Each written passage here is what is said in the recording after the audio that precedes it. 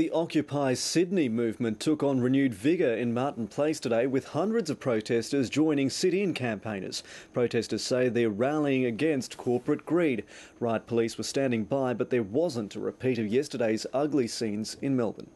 Sydney's Martin Place has resembled a campground for 8 days. Numbers dwindled during the working week, and this weekend is a chance to rally.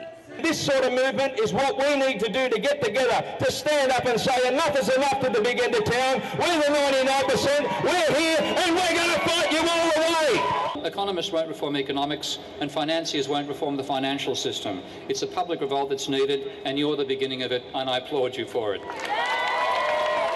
I think what drives me is that, and drives Occupy, I think, is the sense that we actually can achieve things. A day earlier, there were violent scenes in Melbourne, but in Sydney, the pledge was for peace. And as riot police watched on, the occupiers voted not to march through the city, and order prevailed. Occupy Sydney supports unconditionally Occupy Melbourne's right to demonstrate for a better future. One took time out of the union's standoff with Qantas to support Occupy Sydney. We see common themes, and that is the link between corporate greed and short-term focus, and the loss of jobs, the loss of community, and the adverse effect that could have on Australia generally. Resolve here at Sydney's Martin Place remains strong, and protesters say they'll stay for as long as it takes for their message to get through.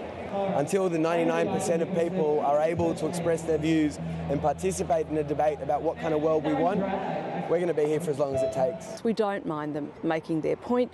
They've made their point, and I think it's now time to move on. But for now, the protesters remain. Organisers say there's now 1,600 similar protest sites across the globe. Amy Bainbridge, ABC News, Sydney.